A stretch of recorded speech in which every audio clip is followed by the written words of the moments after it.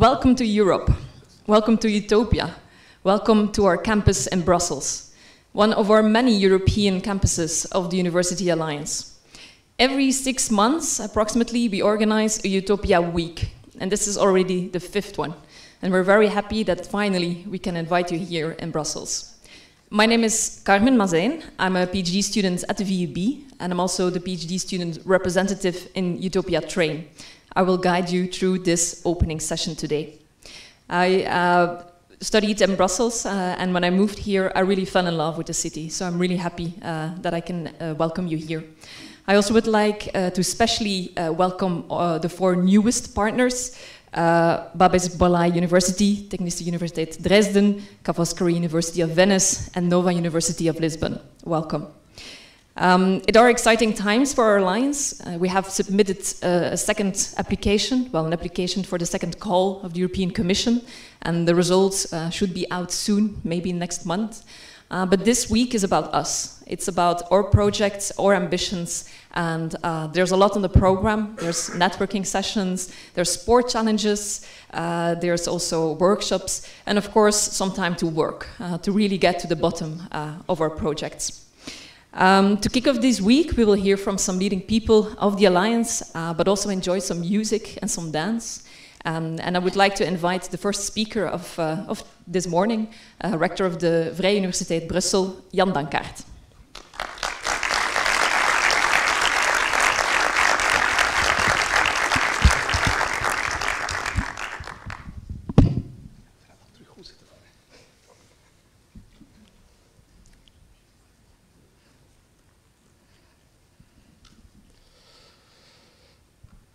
Excellencies, Embajadora, dear colleagues, presidents, vice presidents, rectors of the Utopian universities, dear members of our advisory board, ministers, dear colleagues, students and friends of the VUB and of the partner universities, welcome to Brussels. Brussels, the capital of Europe, capital of Belgium, and the second largest diplomatic hub in the world. You might wonder why we have chosen this particular place for the opening ceremony and not the premises of our university. To be sure, because we love this place and we thought you would like to see places that tourists or business travelers seldom see. Pathé Palace Cinema, named after the French cinematographic company Pathé, was designed in 1913 by the architect Paul James, student of the also famous Paul Hancard. And together with Victor Horta, they were the principal exponents of the Art Nouveau architecture in Brussels. And the original main concept as a whole was built in the typical Brussels Art Nouveau style. In 1950, the complex was redone to comply with modern taste. Nevertheless, the cinema disappeared in '74 to give room to first a household furniture store and then a parking space. It illustrates the negligence with which Brussels has treated its architectural heritage.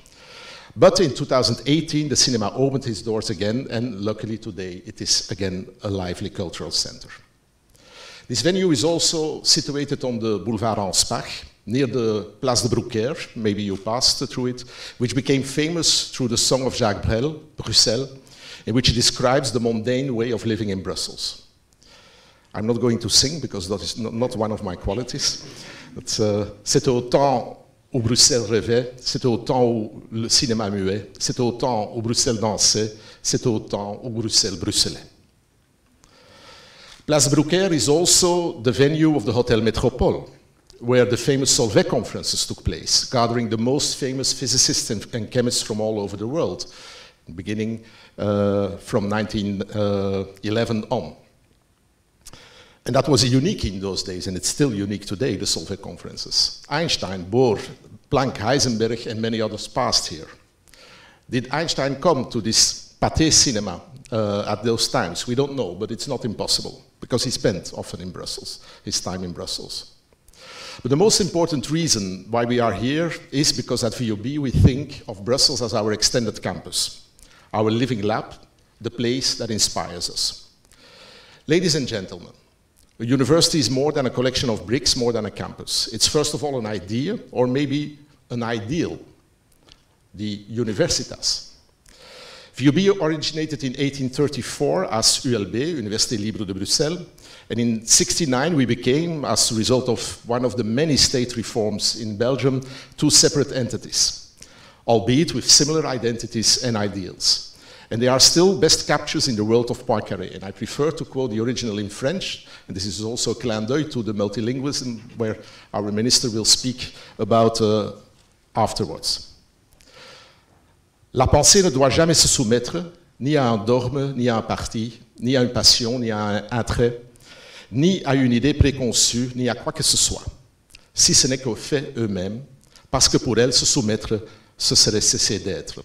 And Henri Poincaré spoke these words in November 1909 at the 75th anniversary of the university. And I also want to refer to the message that the founder of the university, Pierre Théodore Verhaeghe, gave to the king in January 1854. Examiner, en dehors de toute autorité politique ou religieuse, les grandes questions qui touchent à l'homme et à la société sont librement les sources du vrai et du bien. Tel est le rôle de notre université, telle est aussi sa raison d'être. But the focus upon facts does not keep us from engagement. Today we aim to be an urban engaged university. This means that if the VUB campuses are obviously our base camp, Brussels and its surrounding region are our home. EUTOPIA is based on ideals too. It is our view of the ideal university geared towards excellence, inclusive to all, student-centered and committed towards impact on society, what we call placemaking. And for our student-centeredness, I'll quote another figure that inspires us, the Catalan pedagogist Francesc Ferrer i Guàrdia, whose legacy is commemorated every year here in Brussels at the day we honor the founding father, Pierre Théodore Verhaeghe, on November 19. And hereby, I cordially invite the delegations of students from the EUTOPIA partners to join our students that day. And he wrote on education, and again I quote in the original language, in Spanish, and disculpa, no he trovato la versione català, creo que Francesc Ferrer podría haberlo dicho en castellano. La educación excitará, desarrollará y dirigirá las aptitudes propias de cada alumno, a fin de que con la totalidad del propio valor individual, no solo sea un miembro útil de la sociedad, sino que, como consecuencia, eleve proporcionalmente el valor de la colectividad. So education as a means to the collective, as a service to the collective. EUTOPIA means education with an added value to the European collective, to the European ideals and to the European citizens, among others through our students. After more than 3 years now, we have a clear vision of what we aim to achieve with EUTOPIA. In 10 years' time, we want to form an EUTOPIA college that brings together our renewed educational offerings under a common umbrella. The first phase of EUTOPIA, which is ending in November this year, has already given birth to a series of joint educational initiatives which are the basis of our educational offer, which we call the Connected Learning Communities, of which we have 30 now operational. The second new phase, which we described in the bit that is currently under evaluation, will be centered around connecting communities. We'll foster more joint initiatives involving the 3 missions of our university: education, research, and impact on society. The long-term objective in education is to create a pool of shared modules and, in the end, programs. The EUTOPIA College will provide a showcase for ambitious, internationally visible programs, and hopefully also in many languages. We also want to form a future EUTOPIA Global Institute of Knowledge that will connect our initiatives in research, innovation, and outreach geared towards tackling the big societal challenges, like the green and digital strategy of the European Commission, and integrating our academic communities involving local and global partners. So we know where we want to go with EUTOPIA. Ideas and ideals are important in setting the course, but so is the strategy. The big challenge we are facing with EUTOPIA is to mobilize students, staff, and stakeholders to work with us on this project of self-transformation of 10 universities, because this is what EUTOPIA is about. It's a lever for the transformation of the universities. Not everyone in our institutions is already on board, but many are, and the numbers are growing. I hope this week in Brussels will give us the opportunity to further deepen and widen the Utopia community. And as I said, people are important. Many of you present here, as well as many others not here, are giving the best of themselves to realize the dream. Many of our colleagues, unfortunately, were not able to travel in time due to the circumstances which you all know. It will be impossible to mention them all, but I do want to take the opportunity to thank a couple of VUB people that played a very important role in bringing Utopia alive in our university. And first of all, there's our pro-rector Caroline Pauwels, who unfortunately could not be here today, who right from the beginning saw the strategic importance of Utopia for the VUB and made it a spear point of her rectorate. Caroline, I can speak on behalf of the whole Utopia community when I say thank you so much for showing us the way.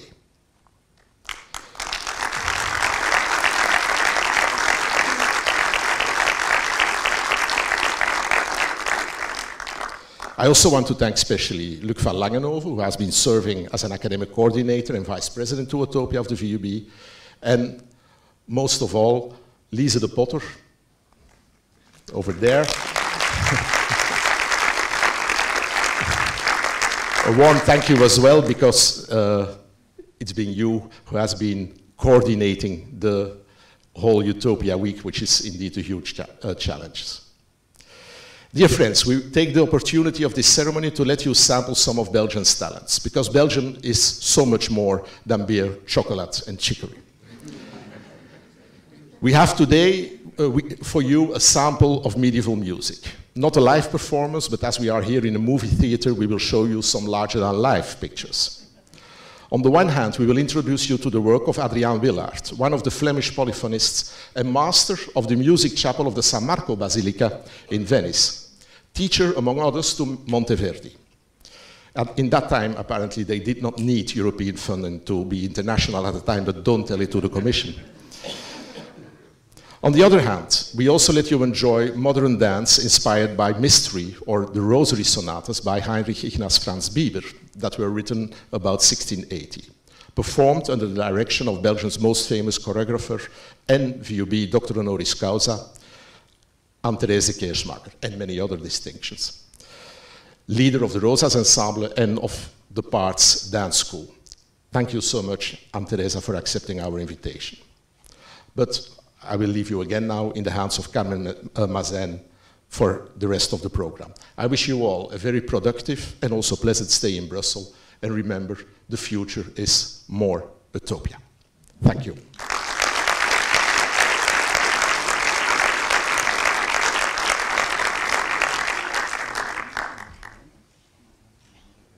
Thank you very much, Jan. In Brussels, we live and breathe multilingualism. If you are in the city and you enter a new place, you will often hear Français, Nederlands, English, bonjour, goeiedag, how can I help you?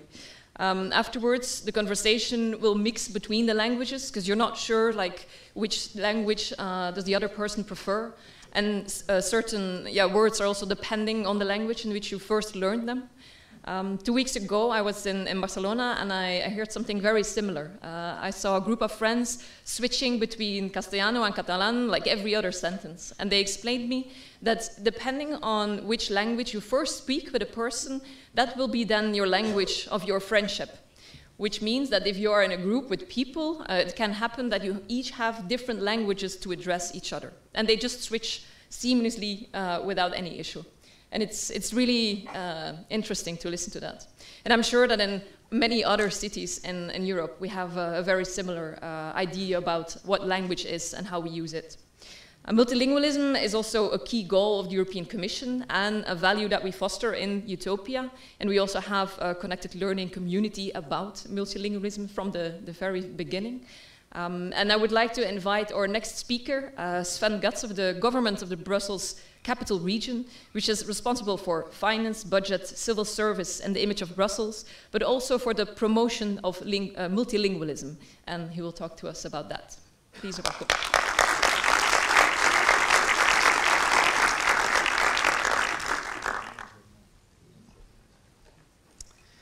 Ladies and gentlemen, I liked the link between friendship and language very much. It was a good opening statement. So, ladies and gentlemen, I am particularly honored to be present today at the EUTOPIA Week opening ceremony and to talk to you briefly about one of my responsibilities as Minister in the Brussels government, the promotion of multilingualism in our capital. I'm impressed by the work of EUTOPIA, this alliance that brings together many students, academics and researchers, including those from our Free University of Brussels. I would therefore like to thank the new rector, Jan Dankaert, for the invitation and wish him all the success in the future. Of course, I would also like to pay tribute here to his predecessor, Caroline Pauwels, for her many years of tireless work for our university. Recently, on the 28th of May, the Dies Natalis of the VUB, the day in 1970 when the VUB became a legal entity, I had the honor of presenting Caroline with a bronzen zinneke. And for those who do not know, this miniature statue depicts the zinneke, which is a strong dog, but most of all a crossbreed, and it is enterprising, without complexes, curious in the world. And who else better than Caroline Pauwels to match these characteristics of our zinneke, even if there is another zinneke here sitting amongst us, Aunt Teresa. One of the merits of Caroline is that she gave the VUB supra-local and international appeal. And this too is exactly what makes Brussels so unique, its cosmopolitan mission, its diversity. And yes, we now come to my thing, multilingualism. You know that the VUB, together with the ULB, plays an enormously important role in the promotion of the multilingualism. I would like to remind you of the Taalbarometer, which we could say in English is the language barometer, started by the late Rudy Janssens, and which is still the main instrument, the benchmark for research into the use of languages in Brussels. We are very glad that Rudy's work is being continued, and we look forward, I think, next year to the next language barometer, representing the use and the knowledge of languages in the city. Multilingualism is a part of the DNA of the Brussels citizens, certainly of the younger generations, and thus also of the academic world. The universities in Brussels respond to this by including multilingualism in their curricula and taking the lead in multilingual language teaching. Ladies and gentlemen, in the run-up to the 2019 regional elections, regional means Brussels capital region, two influential Brussels citizens made an important call for the introduction of multilingual secondary education in Brussels. And they were the rectors of the VUB and the ULB, again, at the time, Caroline Pauwels, but also Yvon Angler. And they stated in no uncertain terms, Brussels education is not adapted to the multilingual reality. The rectors criticized the fact that at present you have to go to expensive, inaccessible, often European elite schools for a real multilingual education, and for the other half you have to choose between a French-speaking or a French school, a French curriculum, and a Dutch curriculum. And both universities showed their willingness to support such a multilingual secondary school, and it will happen. The preparations are still going on. I can only repeat their message here and hope that we can achieve such multilingual education in Brussels at large. At the beginning of this year, I launched my blueprint for a multilingual Brussels, in which I suggested a few ways to achieve more multilingualism in Brussels. I'm convinced that schools in Brussels can, even with the language handicaps that they have partially, are still too little aware that more multilingualism is possible at school within the current legislation. I also plead for an extensive exchange of teachers and my colleagues, the ministers of education, actually of the Flemish and French-speaking communities, who are also competent here in Brussels, are also convinced, luckily, of this, but this is not enough. We have now put this exchange now into effect and crank up our efforts. Not only the exchange of teachers, but also of pupils, why not, is necessary, for example, by organizing language baths and mutual exchange through language camps. Another step for me is making changes at the institutional level, always a tricky thing in Belgium, the state reform. There are two possible courses of action here. Either we create a real Brussels education network that is fully bilingual and therefore multilingual, or we give the schools more freedom, more legal freedom to organize more multilingual educations. And this would add multilingual schools to the existing Dutch and French-speaking ones, maybe not the ideal situation, but a better one than today. I would also like to encourage the business community to invest in multilingualism, because enterprises are incidentally have important links with the university world, as you know. And currently there is a call for projects where companies that promote multilingualism in the workplace can sign up and receive support from the Brussels government via a subsidy. I expect a lot from this call and hope that some interesting projects will result. After all, knowledge of languages is an essential factor in business. It is not only a factor of growing identity in Brussels, but it remains also an important economical factor. This autumn, I plan to set up a prize or an award, we are looking into that, to put companies in the limelight that have made great efforts over the past year towards more multilingualism. And in the year 23-24, we will work with the cultural sector, who is also a pioneer in a multilingual approach for years now. But we, the government itself, can also make more of an effort in the area of multilingualism by way of job placement as well as in education and training. And this is how we want to come to a language point, a cité des langues, in which all actors cooperate, join forces, in the back office and in the front office, create a Brussels gateway to learning more languages. And this way, the inhabitants of Brussels can measure and improve their language skills. We have already expanded the Brulingua platform to this purpose. This is the first step. We should also dare to think about the future of our language legislation, which is quite strict. It may still be needed, but is it still adapted to our current linguistic diversity? So in a new institutional round where we have to advocate more and better multilingual education in the Brussels region, we will have to take a close look at the language legislation. You know or you don't know that in our administrations I advocate the bilingualism of the civil servant, him or herself, over the bilingualism of the service as a whole.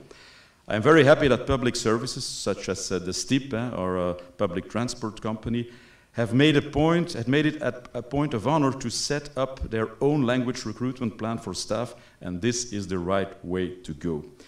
In this context, I would also venture to ask whether the digital and technological revolution, through translation apps and all kinds of applications of artificial intelligence, is not making us reluctant to learn foreign languages. I'm convinced that in non-written communication, knowledge of the other person's language remains indispensable, and that some kind of translation machine is clearly not helpful on its own. Ladies and gentlemen, before ending my brief speech with an important statement, I think, for those who want to know more about what I told you, I left some books at the reception at the drink after today. And so first come, first serve. You can also buy the book, of course, online or in the bookshops in Brussels. I only left the English copy. The future is multilingual, Brussels as a blueprint. But there are also, of course, the Dutch and the French version available in the bookshops. Let me conclude. I believe in the power of multilingualism because it enriches you and allows you to best understand what your interlocutor means. Or as Nelson Mandela put it, if you talk to a person in a language he understands, it goes to his head. If you talk to him in his language, it goes to his heart. Thank you very much.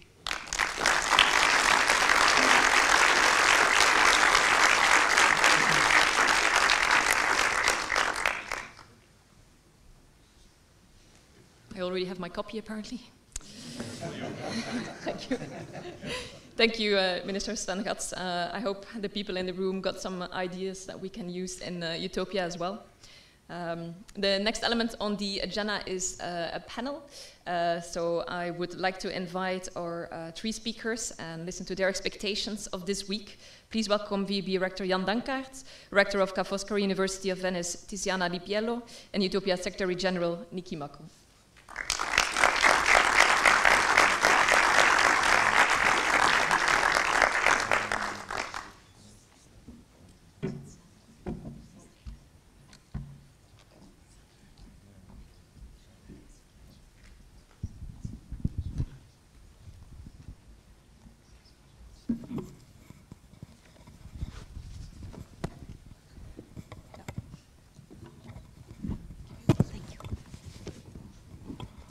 Hello, hello, hello. I hope the travels to Brussels were not too tiresome. I know that some people had some hiccups along the way, and some are still traveling, but we hope to see them tonight or tomorrow for the rest of the program. My first question is maybe to Jan and Nikki. In EUTOPIA, we have had a lot of milestones along the way in the last 3 to 4 years, and I would like to ask you, where are we now? Like, how far have we come since the very beginning? Well, as I said in my opening speech, one of the goals which we reached in the current phase of EUTOPIA is the creation of learning communities, what we call connected learning communities. And they connect learning modules, you can call them courses, across the network of originally 6 and now 10 universities.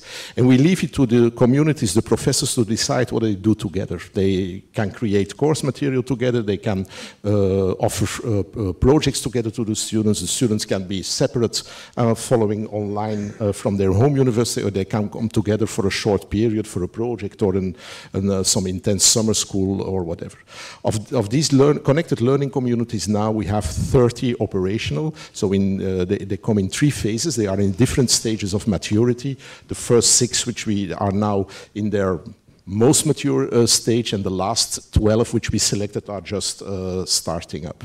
So this is, I believe, our main, on the educational field, the main realization of the current phase of EUTOPIA.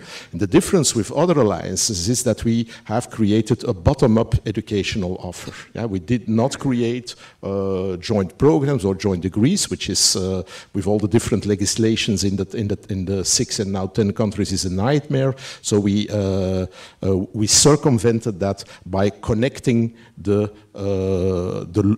learning communities, the professors, the students, etc. And I think that's one of the main goals of the current phase of EUTOPIA. Thank you, Jan. So I want to carry on from that point. And there's 3 things I think I want to say about where we are now compared to where we are when we started. The first is that when we started, we knew that the European University was designed to be ambitious. And we built, as Jan has just said, we built our first project around this idea of connected learning communities. But what has happened in the last 3 years is that we've found that the European University is much wider, more broad, and covers a lot more areas than I think we first envisaged. So we now have a breadth of projects. It's not just the one project. We're doing a lot more on research than we first thought we were going to do. We have a project for postdoctoral fellowships. So we have a cohort of postdoctoral fellowships coming together across EUTOPIA institutions. And we now also have a new project on lifelong learning. So I think, whereas we started from the very important educational focus, one thing that's happened is that we've become much broader in our focus. The second thing connected to that is that we are now bigger.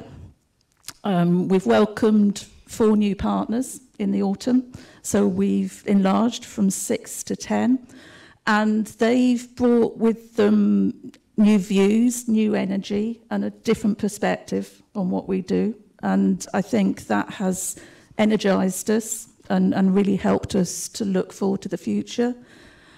And then the last thing that from my perspective, I think we weren't expecting, but that has happened, is that we have much more of a voice from being in EUTOPIA than I think we expected to have. So the Commission is really consulting with the European universities on a lot of strategies. The new strategy for higher education, we're getting consulted on research, now on innovation, which Tiziana is going to touch on. So we have a voice as EUTOPIA that we didn't have 4 years ago, and I think that's the third really important thing that has happened. Amazing. So even more ambitious than when we started up. Tiziana, this new perspective that you are bringing, which milestone are you looking forward to the most? Then looking to the future? Thank you. First of all, let me thank Jan for hosting us this week in Brussels, in your university. and for the wonderful ceremony. Ca' Foscari University entered in EUTOPIA 1 year ago, so I think I don't have enough experience to judge the outputs and the results, but from what I can see, the Coleco is a very important initiative.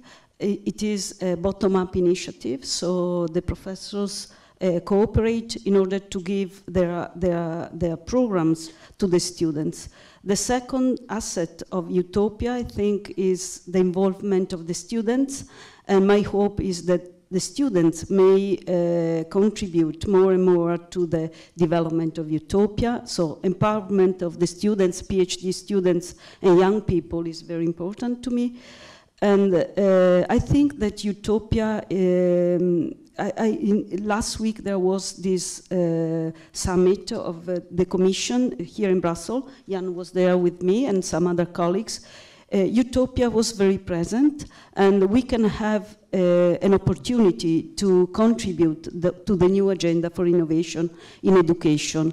And what was stressed by Maria Gabriel, by the Commissioner, is students to build on their competencies, interdisciplinarity, the empowerment of the students, and to provide them with all the technical tools for digital transformation. So these were the main points stressed by her, and also the importance of the European universities in building not only the identity, as Jan said, of a European identity, but also to serve as a global model of ethics, knowledge. So in this respect, multilingualism is very important. I really appreciated the speech of your minister this morning. I think multilingualism, but also multiculturalism is very important to us. Thank you.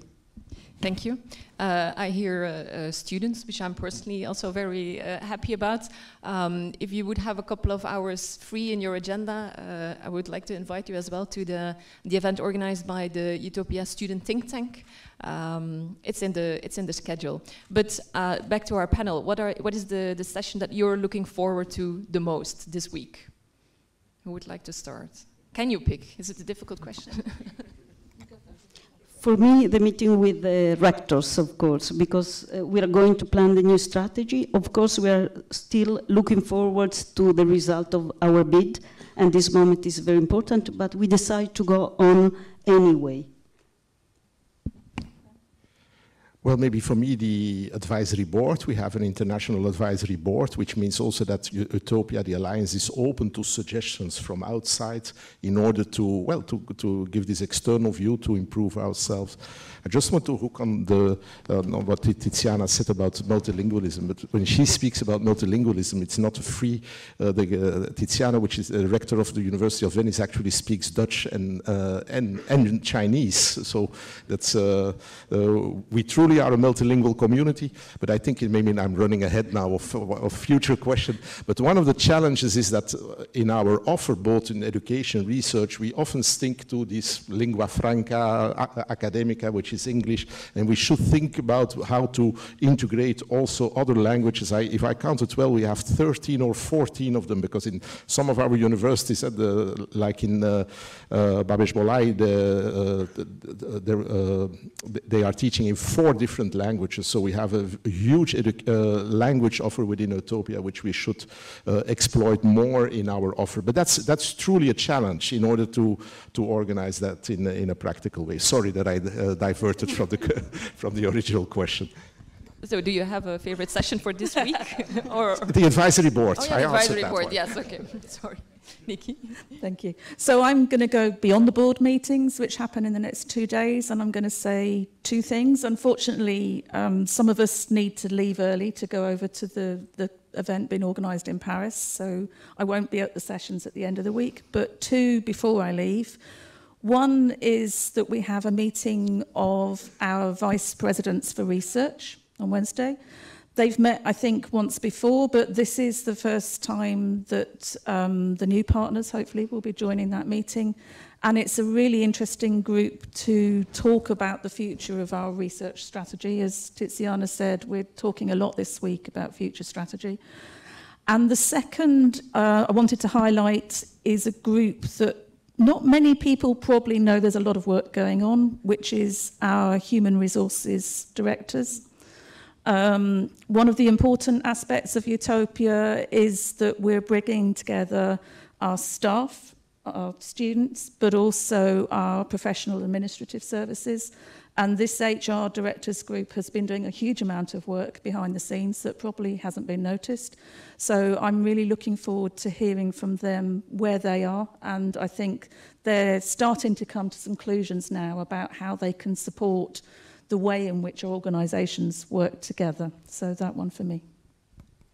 Oh, very interesting. I have one last question. So we have a lot of people here. We also have a lot of people online who will follow our sessions. What do you wish that those people take home after this week? When they leave Brussels again, what do they have to gain from this week and take home? Who starts? I'll go first, sister.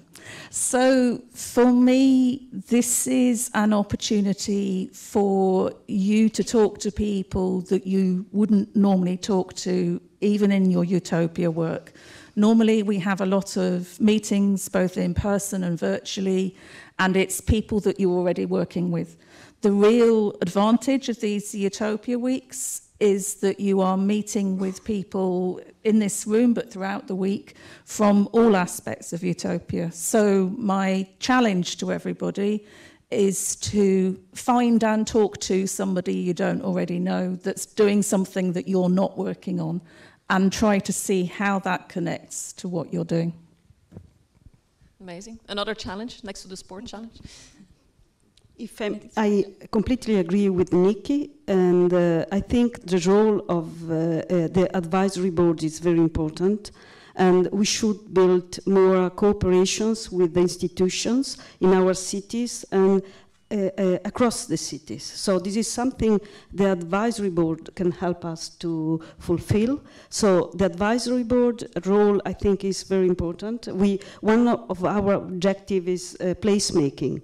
And I think we have to have continuous and frequent relations with the cities, with the regions, with the governments, but also with the companies. So in this respect, we may play a very important role in connecting European cities, European government, and the companies.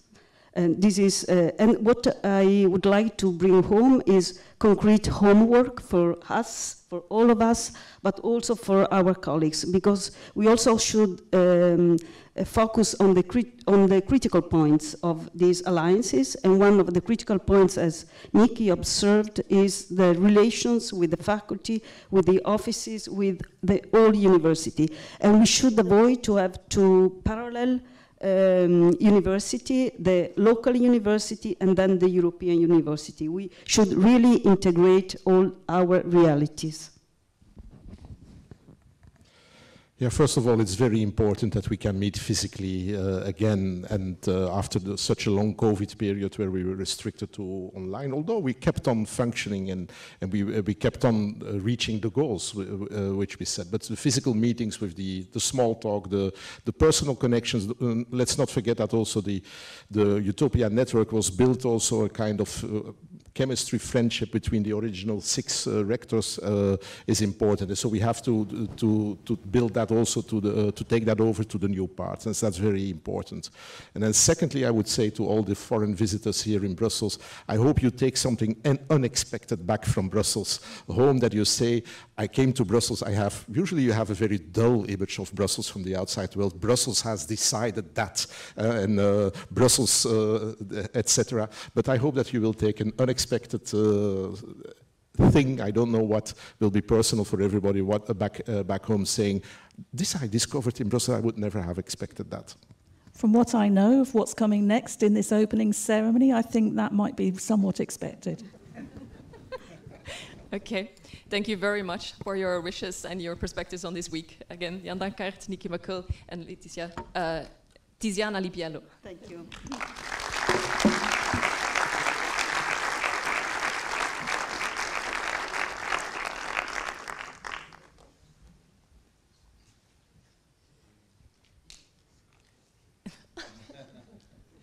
Okay, after the talking, it's now time for some music, some very special medieval music, the music of humanist chapel master Adrian Willaert.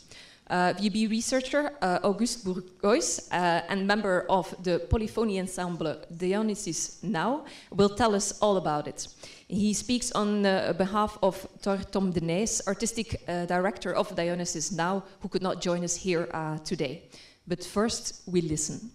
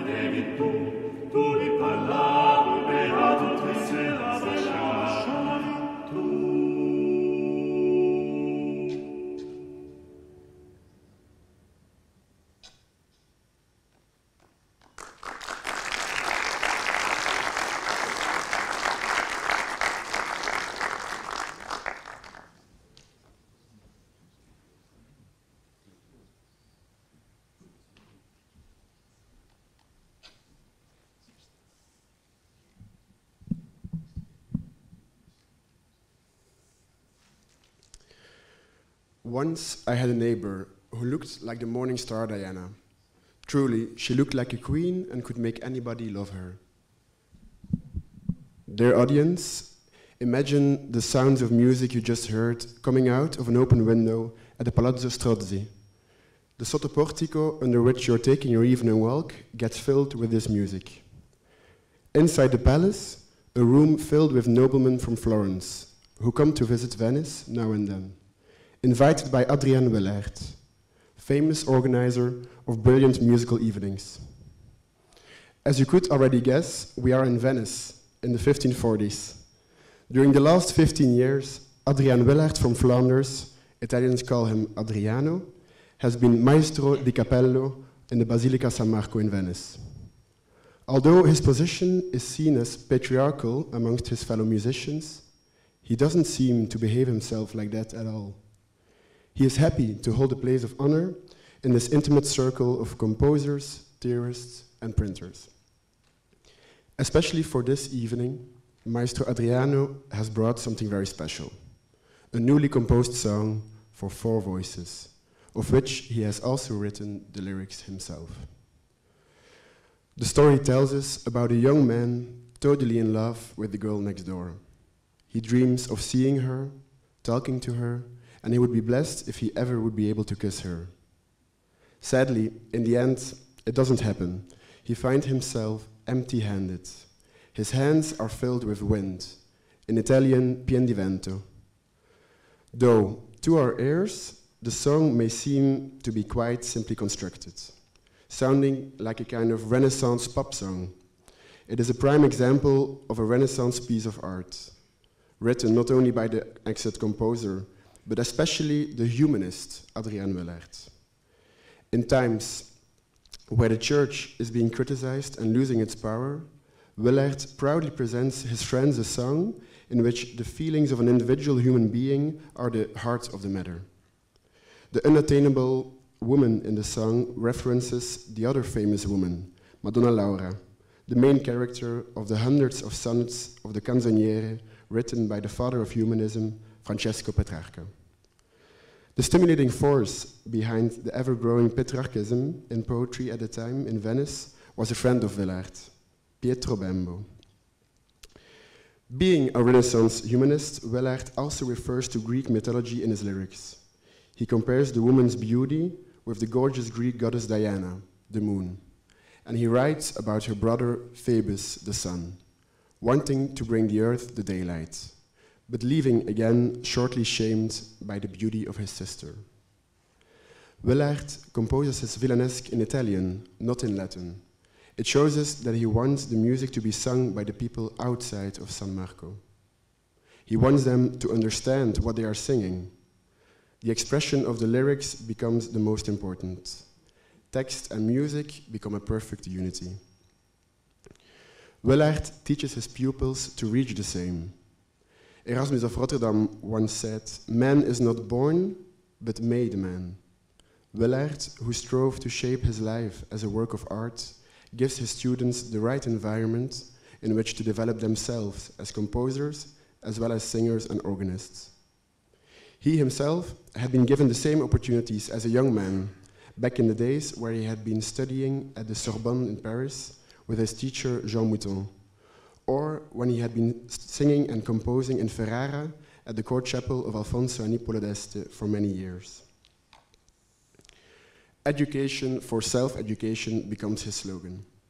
From all over Europe, composers made a journey to Venice in order to study with Willaert, the humble man from Rumbeke in West Flanders, who had made Venice the most important musical center of Europe. In times when for humanists the human mind becomes more important than religion, Willaert, living well protected in La Serenissima, doesn't seem to get into much trouble with his landlord, the Doge of Venice, or with the church in general, expressing his individual feelings through the music he composes. However, in the end of his life, it will take more than 3 years before he can have his opus magnum printed. The problem, in fact, is that Musica Nova, a huge work consisting of 27 motets and 25 madrigals, contains one song with lyrics written by the humanist Panfilo Sassi, a man once tried for heresy by the Inquisition. As you can see and hear, Adriaan Willaert's music is very moving, even after 450 years.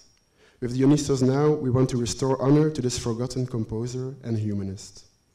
We wish to show that Renaissance vocal polyphony is wonderfully captivating music that deserves to be heard by a wider audience. We want to finish with Quando di Rose d'Oro, another fantastic song composed by Adriaan Willaert. Enjoy and thank you very much.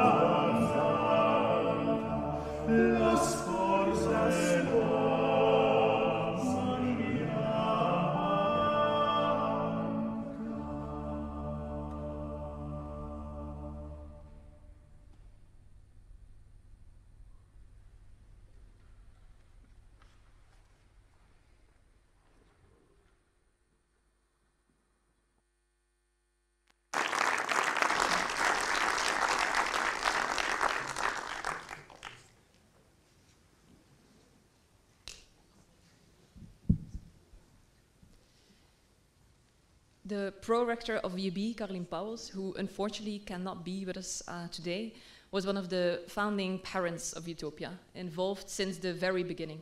For her passion and involvement in Utopia, Utopia would like to offer her the honorary Utopia medal. Please welcome Rector Gregor Matic of the University of Ljubljana, who will present the medal.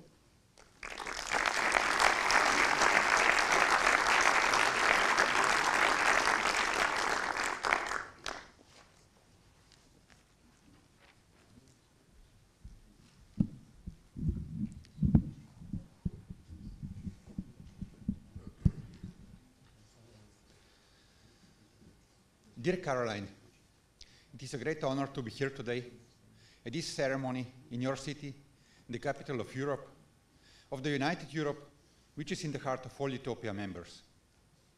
We are very sad that you cannot be with us today, but we all wish you all the best.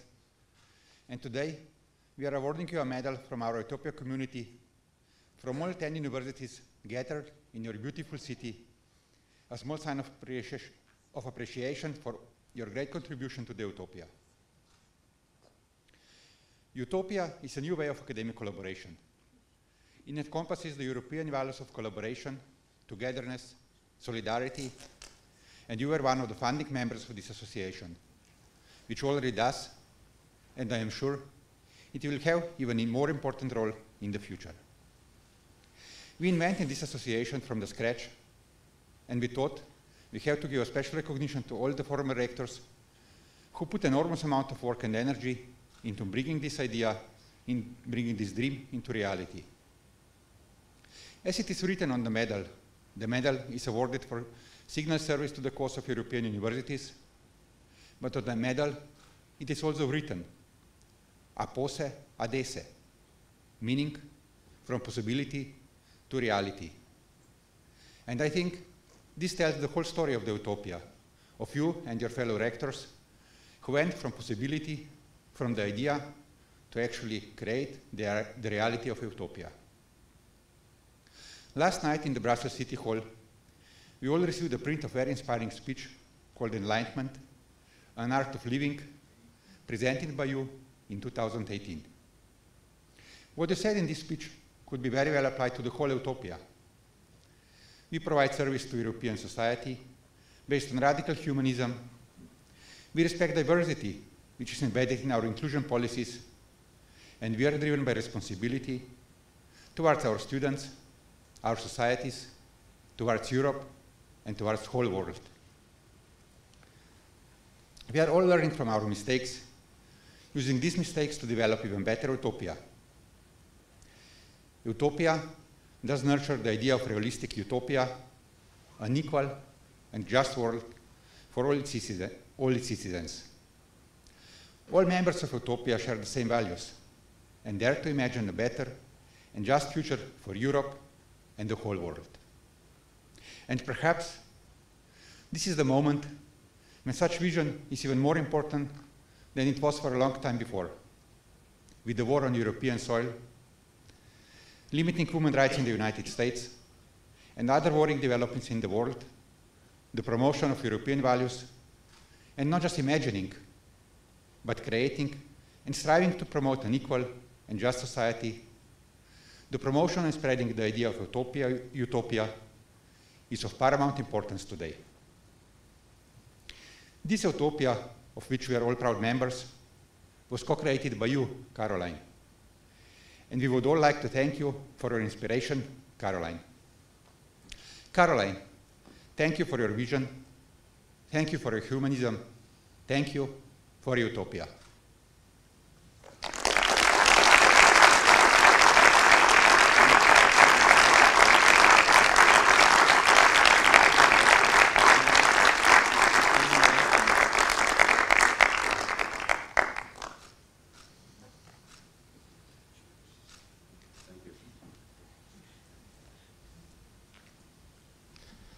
I'll just say a few words on behalf of Caroline, which is always a very difficult task, but I'm getting used to it little by little.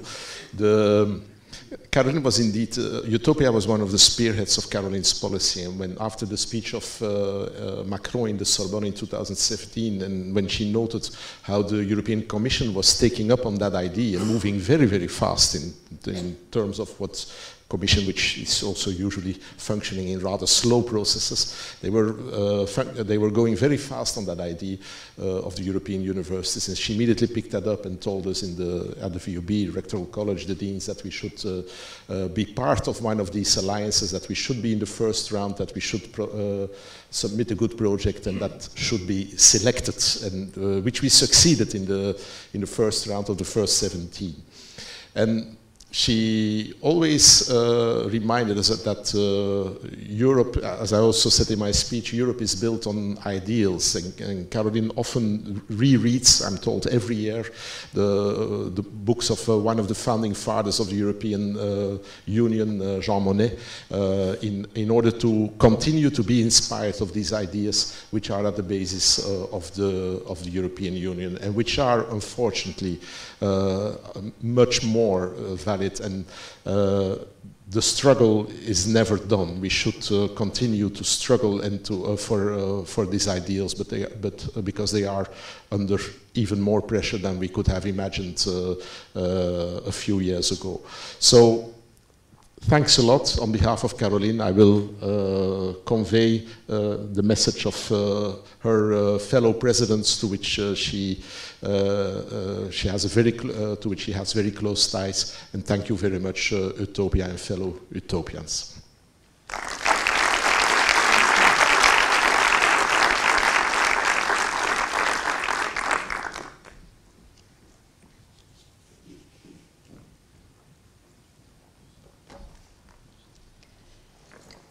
Our next speaker is not only going to speak, but also going to show her work. Madame Anna Teresa de Keersmaker is the General and Artistic Director of the dance company Rosas. She is internationally known for her contemporary dance choreographies. In 1959, she also received an honorary doctorate from the VUB, one of many prizes. Today, she will enlighten us about mystery sonatas.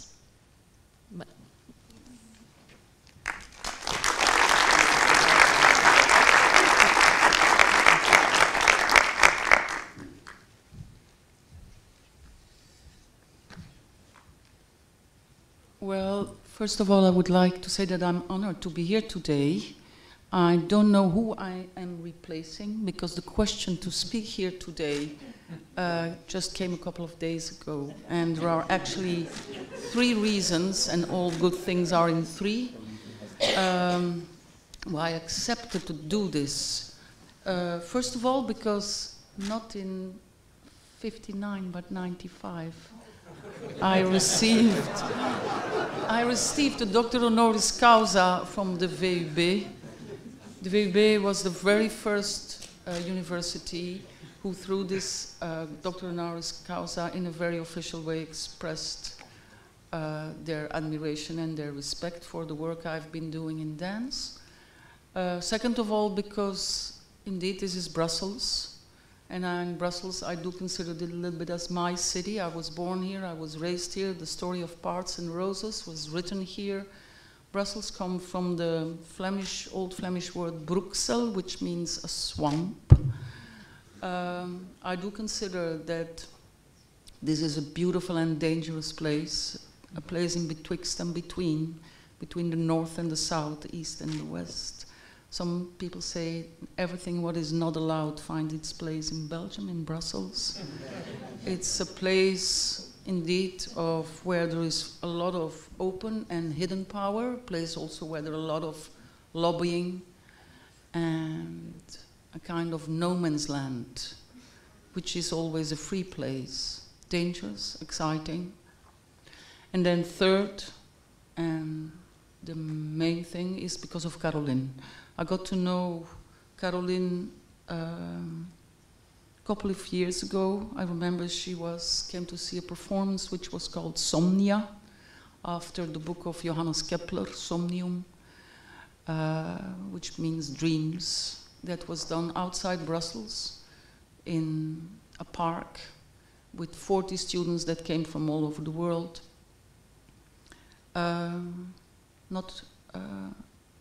A little bit later, she became sick. In that time, in those last 3 years, I got to know her very closely. We spoke a lot together about what it means to be a woman and being in a leading position. She has been extremely inspiring for me after all those years. And so when I'm here, I send her a message. I said, Caroline, I'm thinking of you. So, I often find it very useful to look to the roots of things in order to decipher a meaning. As you may know, the etymology of utopia comes from the Greek word. Stems from the Greek ou or uk, meaning not, and topos, meaning place, no place, nowhere. On the other hand, EU, European Union, but also it's spelled, the way it's spelled for this project comes from the Greek word meaning good. So according to its etymology, this utopia is literally a good place. And how to turn a place that is nowhere and is non-existent, utopian, merely an idea of a perfect world, into a good place that is our reality. Discussing how to improve the reality of our world is for you to do this week, as I'm sure you will. What I can impart with you today are some thoughts I want to share with you as how dance and choreography can play a role in this. As I said, I like to start from the base. From my craft, choreography, the base can be found in a fusion of two Greek concepts. Chore, meaning the choir, the group or troupe, and graphein, meaning to write. In this sense, the etymology of choreography is a question of how to organize a multitude, how to organize time and space among a group of people. This means there is latent politics to dancing. By insisting that people undertake movements together, that people are organized together in time and in space, I believe that choreographers pose acts with a political potential. In order to break this down, I wanted to say I think back, but it's not. I think, for example, on COVID-19. I think that one of the most challenging and harmful aspects of COVID-19 was that it brought to the surface a widespread feeling of mistrust. We saw and still see a mistrust of our bodies, the bodies of others, and even of our own body. We don't know what is happening inside ourselves. So we depend on the knowledge of doctors, scientists, politicians. We were worried, and we are still worried, about the proximity to others, about touch, about being surrounded by a community, about sharing breath. Unfortunately, these very things, proximity, being close, touch, community, and breath, they are all essential to the DNA of dance. And therefore, this crisis did not hit only the work of professional dancers, of choreographers, but who we are on a human level. And returning for a moment to the etymology of choreography, the chore in ancient Greek contexts was not only a spectator to the events on stage, but more importantly, it were a group of people who judged from an objective third-point standpoint the troubles of the protagonists. The choir has the deeply critical function of seeing through the illusions of the leaders. And what can we see from this third-person standpoint in the choir? What illusions we see through? How clearly can we see the pertinent underlying issues that continue today to be ignored, malgré l'urgence? There is climate change, there is ecology, education, migration, healthcare, legalized violence, the growing wealth gap. These are issues that must be treated with more urgency than they currently are. We are facing huge challenges as humanity, from the extreme loss of animal and plant species, with more than 1 million species on the brink of extinction, to the number of people living in cities is steadily increasing, turning the planet into one big city. We are getting closer and closer to each other, yet at the same time, we are becoming more and more individualistic, screened off by our technology, and not to mention afraid of the other's body. Because of the problems of pollution, climate change, and the abusive character of our economy on our planet, we find ourselves in a dangerous place. It's quite simple. If we destroy our environment, we will destroy ourselves. Destroying nature means destroying ourselves because we are part of that nature. It has never been more important for world leaders or to the bright young leaders of the future, such as here young people should be, to come together as a team to acknowledge the full weight of this crisis. It has never been more important for our leaders to put wise plans into action and to do something about it. We need visionary, empathic leadership.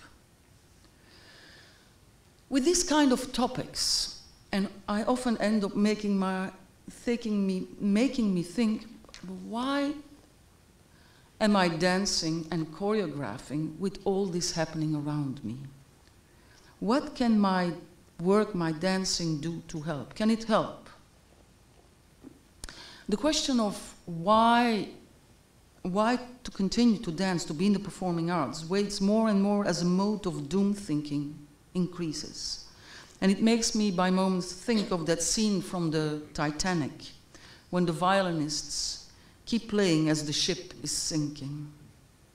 Doom is inevitable for them, but their music making is a way to enjoy a last burst of beauty, a way to escape, to soothe themselves and the others around them. But honestly, I'd rather not think like this. Firstly, I still don't think that this is the Titanic. We do have a future ahead of us, and we cannot say, as they say in French, après nous le déluge.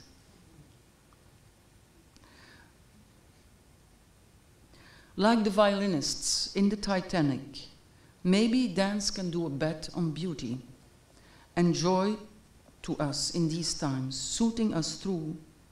But I believe that it has the potential to offer more than this. I think also we can learn from dance. 1. Mistrust of the protagonists from our viewpoint in the choir is one thing. To me, there is positivity in this. Not always easy, but because if mistrust can lead to questioning, debate, and a search for better solution, this is for the best. But if mistrust seeps it into our own relationship with our own bodies, this can only be for the worse. And this is where I find dance to be a powerful tool. For example, consider the following. How can we have a good relationship with our home, the earth, if we don't have a good relationship with our basic home, our bodies? This home where we get up every morning and we go to sleep with. How can we have respect for our home, the earth, if we don't have respect for the home, the body of our neighbor? Dance, in our common understanding, is fundamentally about the body. So therefore, I believe that dance can help with this relationship. Dance has the relationship to heal, to restore connection between one's own body or house and that of your neighbor dancing alongside you. A process of interaction between what goes on inside the body and what's outside the body. Dancing is often a social act, bodies moving side by side with negotiation to a common beat, the space between breathing, an act of sharing. This is important to me because in the current climate, I can feel as if everything to do with sharing is under threat. The question of how to relate to each other as individuals or as a collective, as a continent or a globe is a vital one.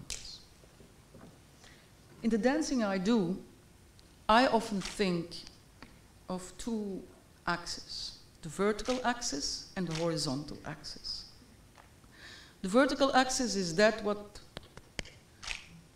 connects us between heaven and earth.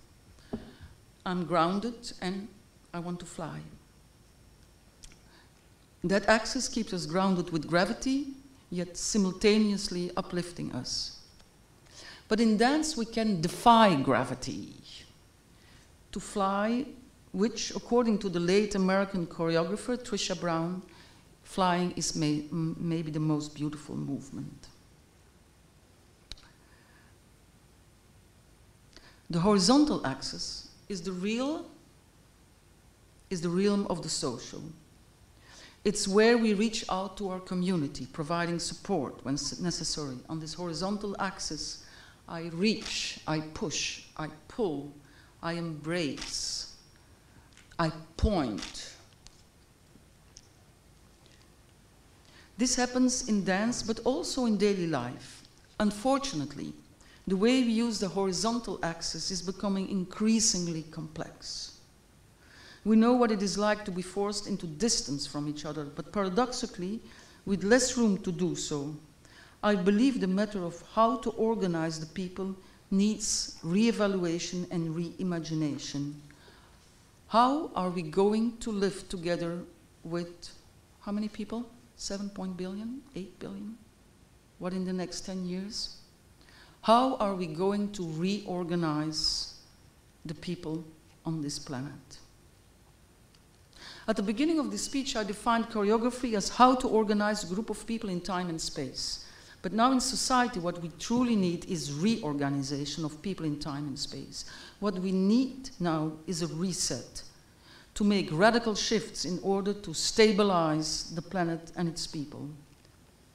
If you are a contemporary dance lover, which I maybe are, but maybe not that much here, you may have heard your own references just now. There is a choreographer I mentioned a moment ago, Trisha Brown. She made a very beautiful, important piece in 1983 called Set and Reset. This piece is a beautiful metaphor for the ways in which human beings both order and reorder their world.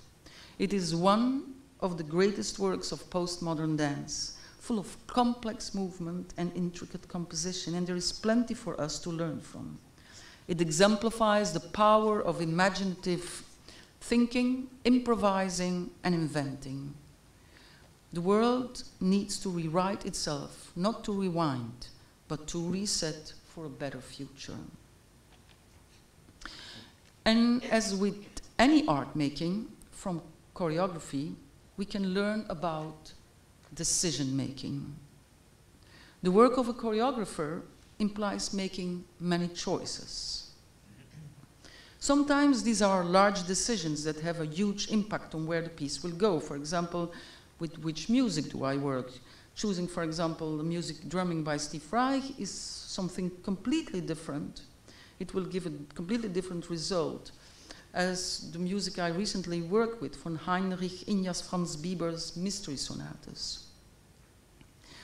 Other decisions are very small and precise that you in the audience maybe you may barely have noticed. For example, shall my gaze reach up or down? Shall my hands reach up or down? Shall I go this or this? Shall I dance this or this? It seems like an insignificant detail, but I assure you it is not. Decision-making is everywhere in our daily life. We are constantly making choices that affect our own lives, but also those around us on both micro and macro levels. We all know how big decisions made by people in power can impact our lives. But the smallest decisions can also have a large impact. Just like I showed, I experience how I choose to hold my fingers this way, this way, this way, or this way, or this way, this way. A figure that I've been interested in since my very earliest works is the circle. I like the idea that the circle is the most democratic figure because when standing in a circle, everybody has the equal distance to the future, to the center, maybe to the future. No? It is no coincidence that dancing often happens in a circle. And it has been like that cultures around the world for as long as we know. When you ask a child to dance, very often what it will do is it will turn or it will jump on a vertical axis or on a horizontal axis. Maybe wiggle a little bit also, yes? Or wave with the hands. Yeah. I like the image of concentric circles too.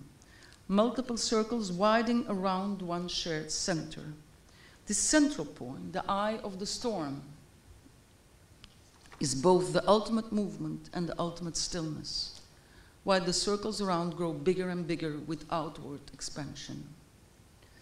A natural example of concentric circles would be dropping a stone in the water and seeing the ripple spreading outward. Spirals, one of my other obsessions, which actually are opening and closing circles, and which, especially to opposite spirals like the DNA, deoxyribonucleic acid, opposite spirals which are circles that open and close continuously. Yeah. Or, if you could also refer it to the yin-yang sign in Eastern philosophy. Just like a small stone, small-scale choice-making will inevitably lead to concentric circles. Sometimes it's very easy to fall into a pattern of thinking that nothing you do has an impact. But I found that rather than letting oneself be demotivated like this, it's better to think in a different scale. If we zoom in, we see that even the smallest action or choice can have the largest effect, reaching far as it ripples outward. Each of us, as individuals, has a part to play in the wider community, no matter how small our actions may seem. And to say it with the words of Greta Thunberg, no one is too small to make a difference. In '95, the same year that we founded the contemporary dance school, PARTS, Performing Arts Research and Training Studios, which is here in Brussels, I received my honorary doctorate from the Free University of Brussels. In the same year, the great chemist and Nobel laureate Ilya Prigozhin also received his. I was very honored to be next to him that day. Yeah, it was a very special moment. My mother had just died. My father was there in a wheelchair, and I had a long talk with him. It was a very beautiful moment. Prigozhin himself died, I think, a couple of years afterwards, yeah. But I would like to share with you a small excerpt from one of his many publications. In 1997, he and Isabel Stengers, other remarkable woman, not without controversy, but I think she's a remarkable woman, wrote a book called Order Out of Chaos, Man's New Dialogue with Nature. In the final chapter, Prigozhin and Isabel Stengers speak of these small impacts in a concise and hopeful way. They say, we know that societies are immensely complex systems. We know that such systems are highly sensitive to fluctuations. This leads both to hope and to a threat. Hope, since even small fluctuations may grow and change the overall structure. As a result, the individual activity is not doomed to insignificance. There are many things to learn from dance and choreography that can help us in these times. How to deal with our surroundings, our time and space, in a way that is not full of doom, destruction, and selfishness, but celebration. How to embrace careful decision-making and how to value even those tiny everyday choices. How to relate to the body of the other, respect the body of the other, to listen to our body, protect and work with it rather than against it. How to nurture the idea of a common ground we dance upon, no matter our background. How to share the same rhythm instead of being individualistic. How to celebrate our humanity again.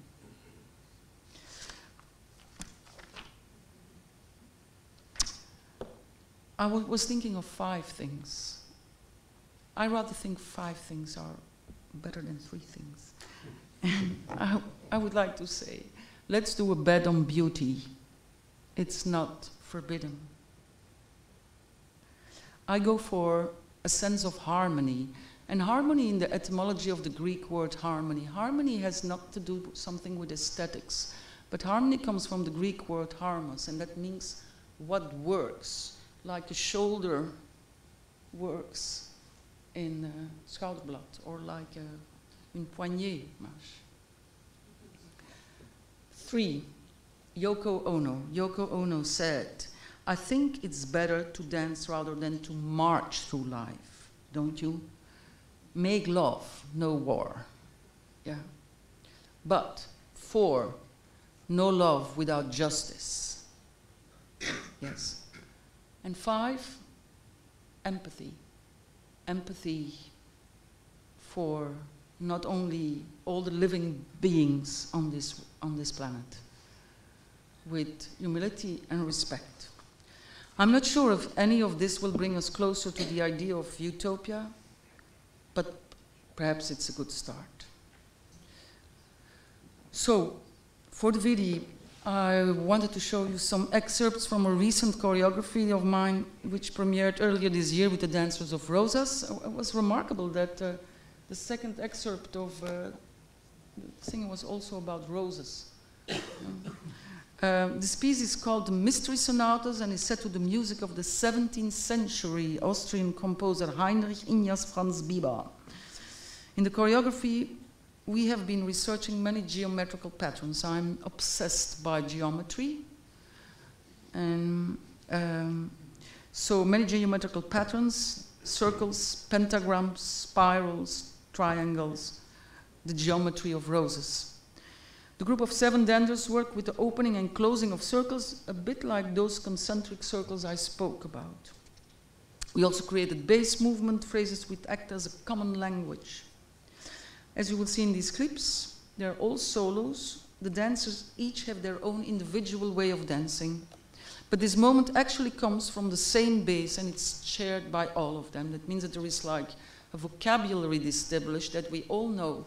And then within a structured way, they can freely improvise. I'd also like to add to this as a final note that this choreography I dedicated to 5 women I admire, and they're all named Rosa. There is Rosa Luxemburg, the German philosopher, writer, political activist who was brutally murdered about 1 century ago. Rosa Parks, the woman who said nah when they asked her to get up out of the bus. Rosa Bonheur, maybe not so known, but a woman painter who wrote beautiful paintings of horses, natures, dressed up a little bit like George Sand, dressed up to hide herself on the horse markets in Paris to go and draw, to paint the horses. Rosa Vergale, that is a very personal teacher, was my Greek and Latin teacher, very inspiring person that I think give this idea education exists.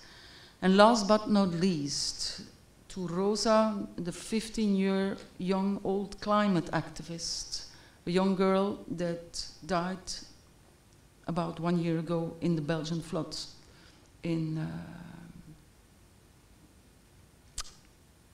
the south of Belgium. I had the opportunity to meet her parents and the young boy who was with her that had to let her go, and all her friends. It was extremely touching. Yeah. So thank you very much. Yes. Thank you.